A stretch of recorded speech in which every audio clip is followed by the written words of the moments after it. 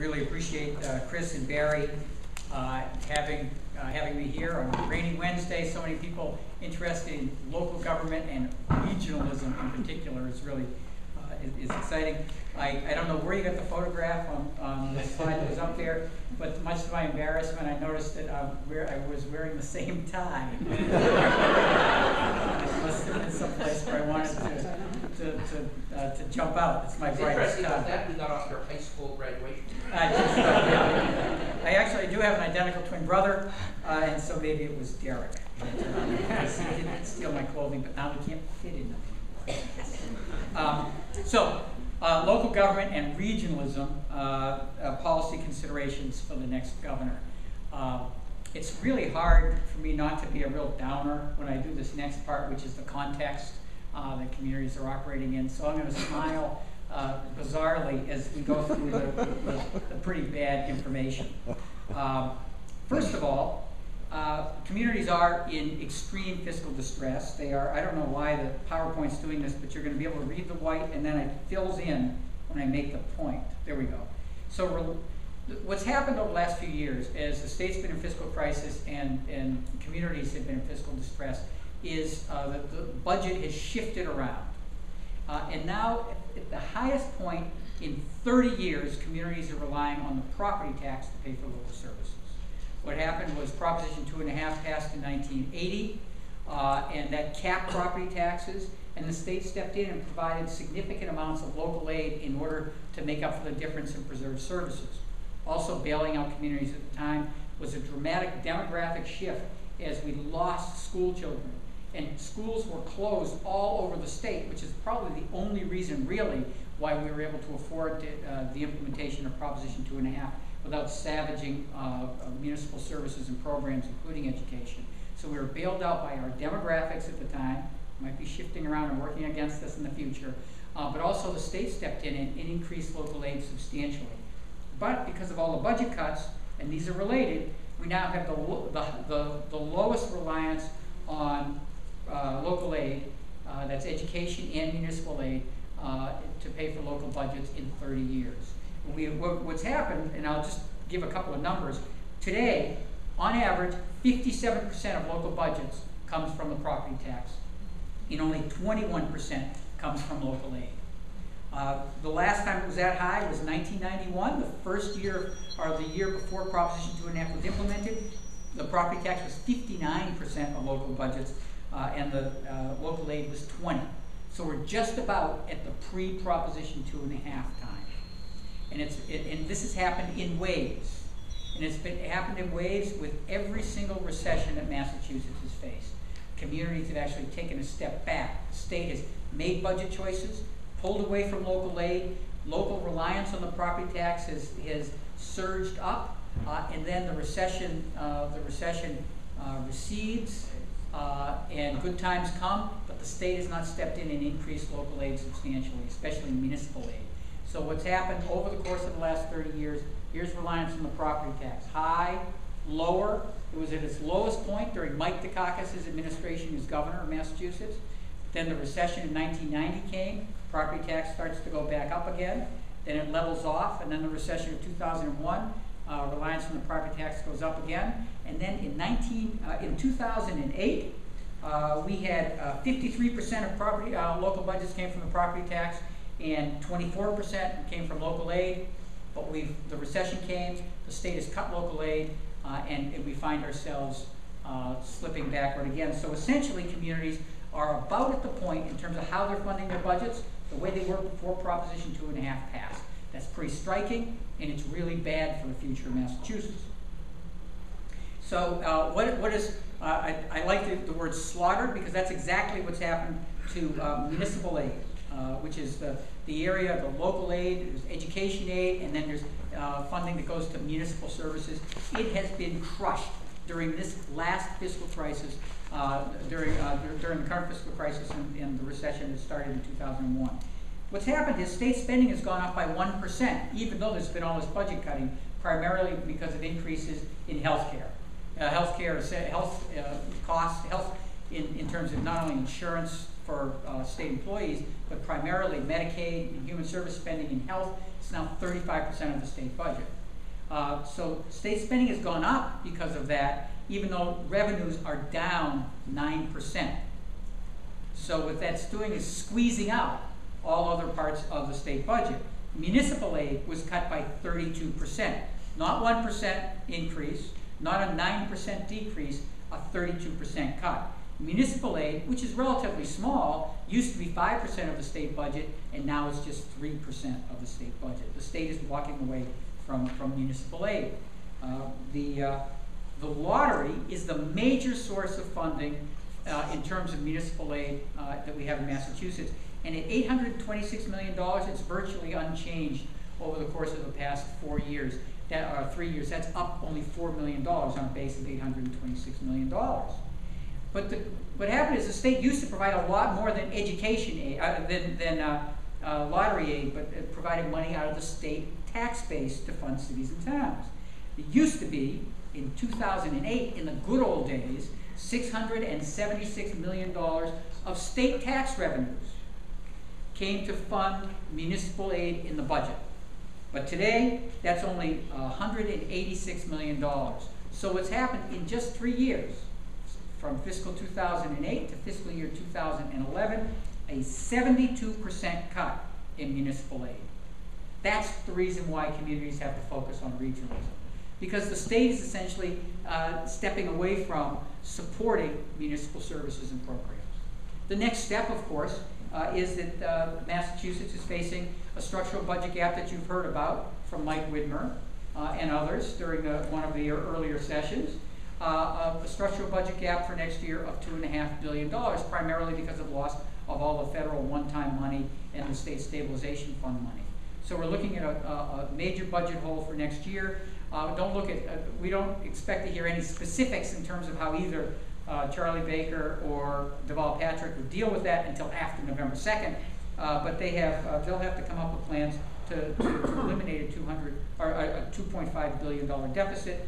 Local aid will be on the chopping block again, just because a $2.5 billion budget, you can't, for example, if you take a $50,000 employee, you would have to fire $50,000 a year employees in order to find $2.5 billion. You can't do it. So everything is going to be on the table. And while it's our job at the Mass Municipal Association to protect local aid, this is a tidal wave coming, and we're standing on the beach.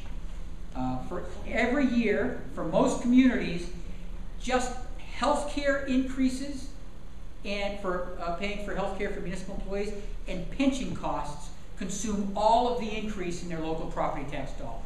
So let's get the story straight. Local aid is going to be cut.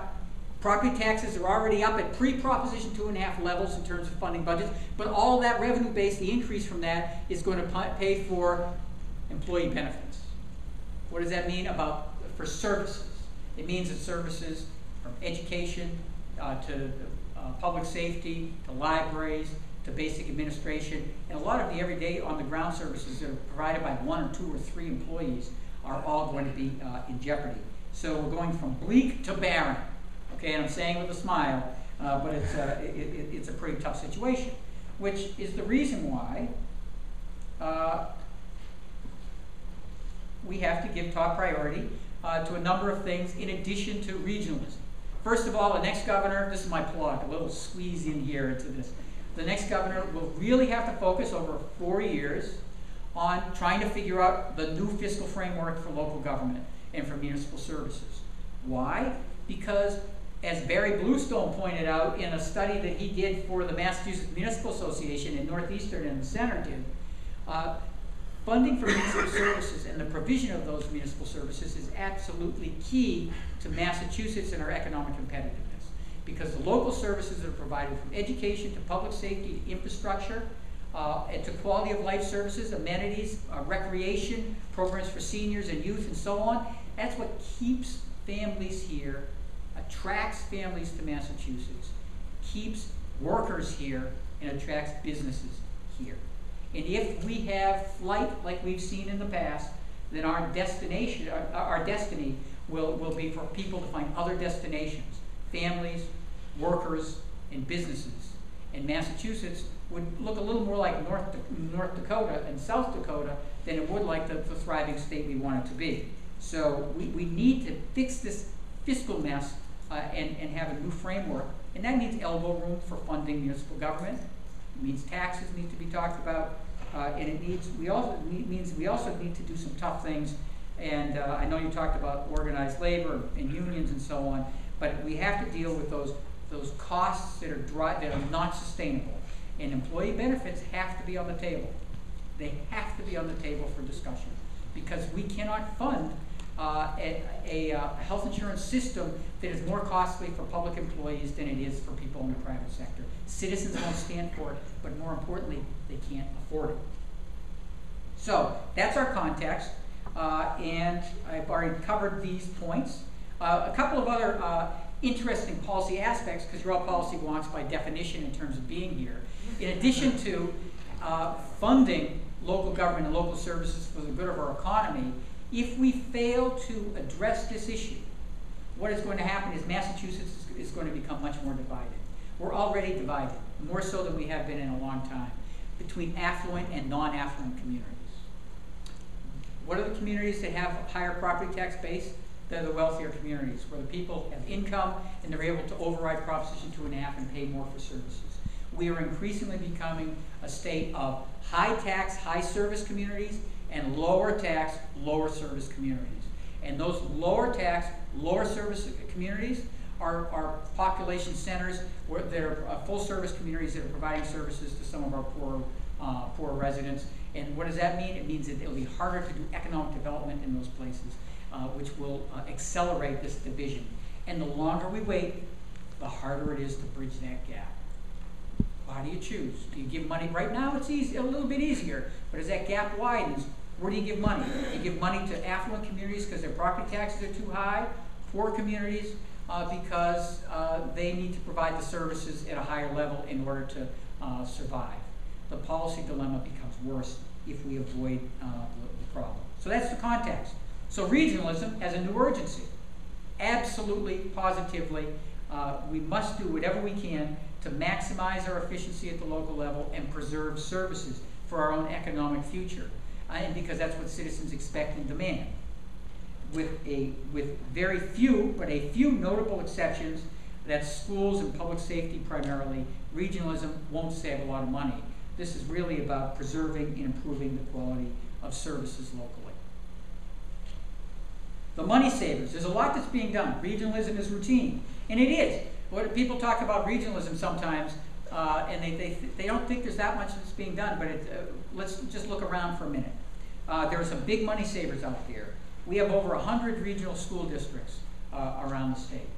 Those are communities that have banded together to offer either regional high schools, in many cases regional elementary and regional high schools, and in particular, and you'll have Charlie Lyons next week, regional vocational schools with the economy of scale. When you have 17 kids going to a regional school, why don't you send them with 15 other communities and you could have a lot better program.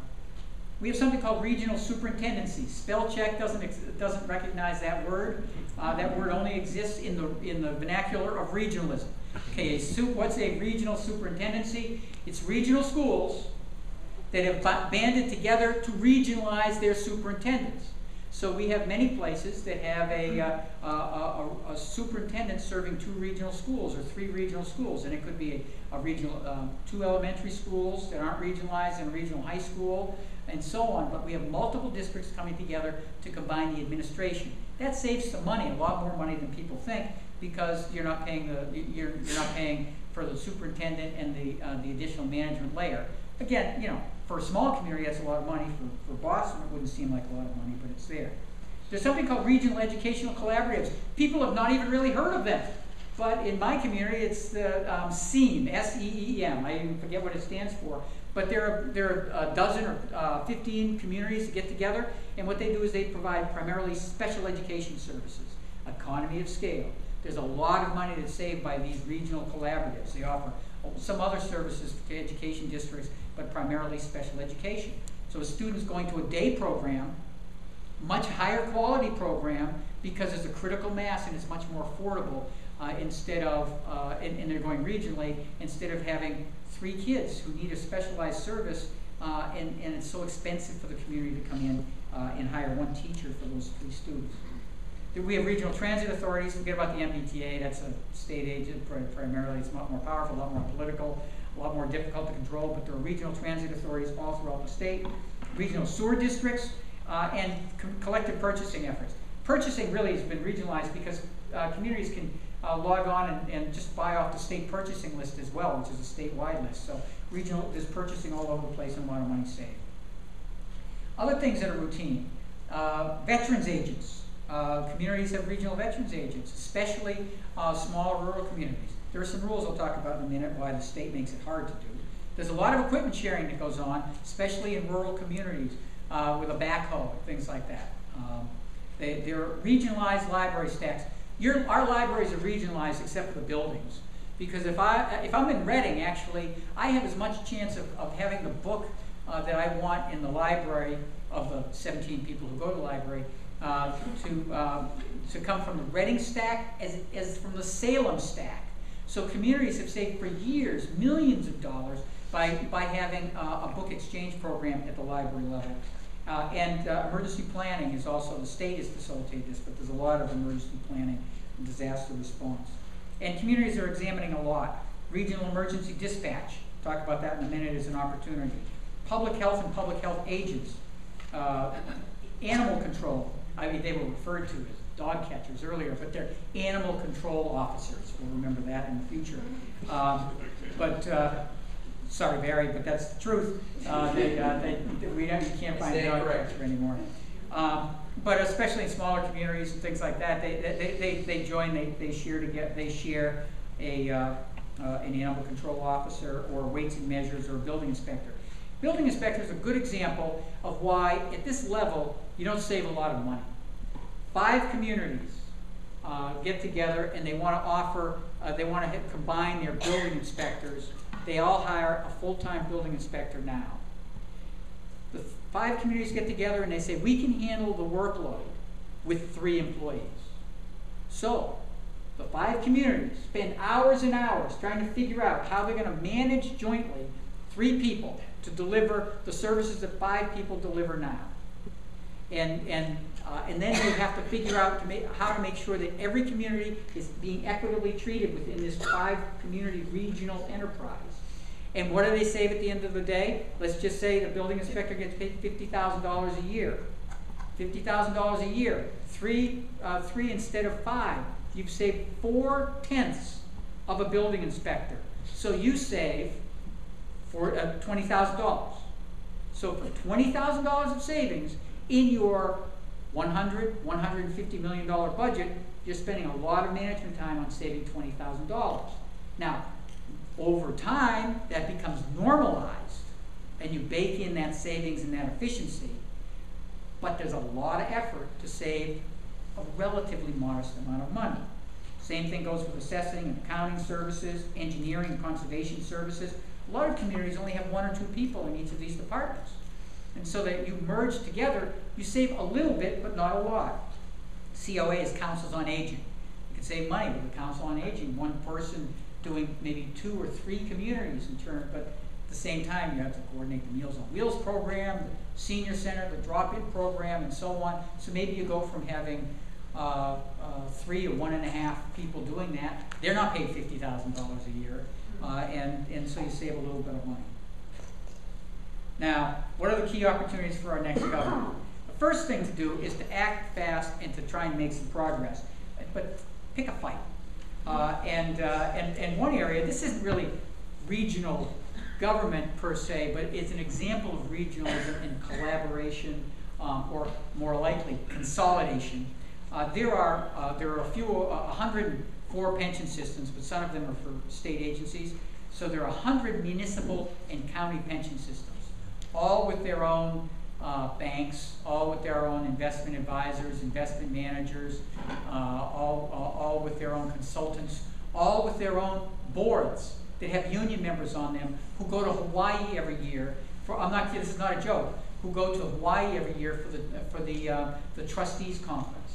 And so they are absolutely against merging these retirement boards, but you can do it, and you can actually save some money and make some progress, but make a point early on. The consolidation is on the table, and you'll stand up to some of the special interests.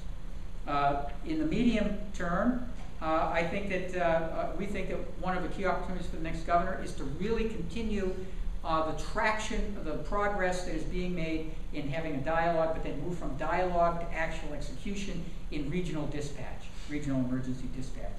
That's police, fire, and ambulance services.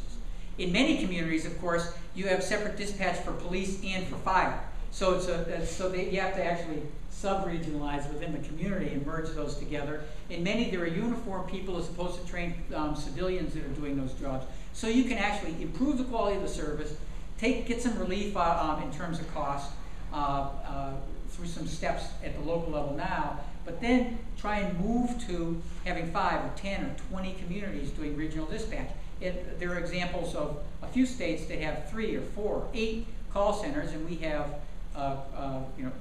technically over 351 call centers. So we can do that. We can save a little bit of money. It's not a ton, but it is some money. It takes some investment on equipment and frequencies and all of that, but you can make some real progress. But then move on to the real thing. The long-term savings, the largest area for long-term savings is regionalizing fire departments. We can continue to regionalize our school systems. We can continue to try and regionalize other areas, but there's a lot of that that's already been done. Fire, the provision of fire services offers, on a regional basis, offers the greatest opportunity for dollar savings. It also offers the greatest opportunity for a political fight at the local level and at the state level. I'm not trying to, we're not going to ask, part of the agreement is not to ask Mayor Driscoll if she agrees with anything that I'm saying but this is one where we see this statewide as a real opportunity. Now, what are the obstacles? Parochialism. I once did a focus group of local officials, and we had broken into 3 groups. One group said the biggest obstacle was provincialism, the other said parochialism, and the other said tradition. And then we all got together and agreed it was culture. Okay, so it's provincialism, it's parochialism, it's tradition, it's culture. But there also is a significant amount of citizen resistance, and we have to remember that. Now, I won't give you the source of this, but this is reliable. Public opinion on whether or not we should regionalize some services. And this is before saying it's going to impact you, your library, your neighborhood, your school, your fire department, your police department, your kid, and whether or not they're going to be on the bus for an hour and a half longer every day. Just in the abstract. 48 to 47, they say the public is supportive of regionalizing education. Okay, okay, that's an easy fight. Police protection, 53 to 44. Okay, 44% of the public, without saying it's going to impact me, is against regionalizing police. I think that there's a good argument to not regionalize police in particular because of the whole issue of crime strategies, crime prevention, and accountability. Fire protection, 55 to 41. People are afraid of losing their neighborhood fire station. Libraries, no one goes to libraries, so 63 to 36. Not quite 2 to 1. People are saying, okay, libraries doesn't affect me as much. Road maintenance, no one knows what that means, 66 to 31. 31% of the people are opposed to regionalizing road maintenance, even though they have no idea what that means. And then trash collection, 27% of the people are opposed to trash collection, even though most communities have outsourced that, which means that essentially that the private sector has generally regionalized or semi-regionalized trash collection already, and we have 27% of the people that are opposed to it. So, there's a lot of citizen resistance out there. Fear of loss of control and a lack of accountability, very well justified. Collective bargaining, a huge problem, because for many of the positions that would be affected, the communities would be required to negotiate with unions on the impact, not on the decision as much, but on the impact. And so if you have 10 communities getting together to try and figure out how to have a regional dispatch system, and you have a police union and a fire union, and you might have a command union and a staff, you'll end up essentially with 30 unions, perhaps 20 minimum, 30 probably unions that you have to negotiate with all at the same time to trying to figure out whether or not you're going to get local support for this. Plus, the unions go to the State House and they try and block it. So there's a special interest at play too. So union issues are key and very problematic. There's also a small or uncertain payback that communities have to deal with. Okay, maybe I'll save $20,000 in building inspections, but what if there's a 3-week wait now to process permits? What's the problem there? Am I going to people going to yell at me and us? And are we going to have a system that our businesses in particular complain about? Slow pace of multiple decision making. Okay, a mayor can make a decision pretty quickly, but town meetings. Okay, town meetings. It takes a long time for town meetings, especially trying to get all those town meetings together at different times. There aren't really any incentives at the state level. I'm running out of time, but I'm going to cover a couple of those. And then the management. It's much more difficult to manage a multiple community enterprise than it is to deal with, okay, I hire this person, I can fire this person. There's a direct level of accountability versus trying to figure out how you then negotiate all the time over performance, negotiate over administration, negotiate over determining the payback. Part of the issue is our dismal and failed past, and we have one.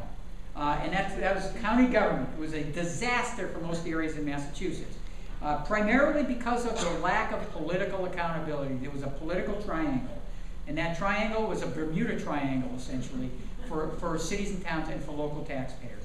Because county officials were free agents. They were elected by people. County commissioners were elected, and they really had, they were not accountable to local officials, to communities that they were supposed to be delivering services to. The budgets were approved by the state legislature. This was wonderful.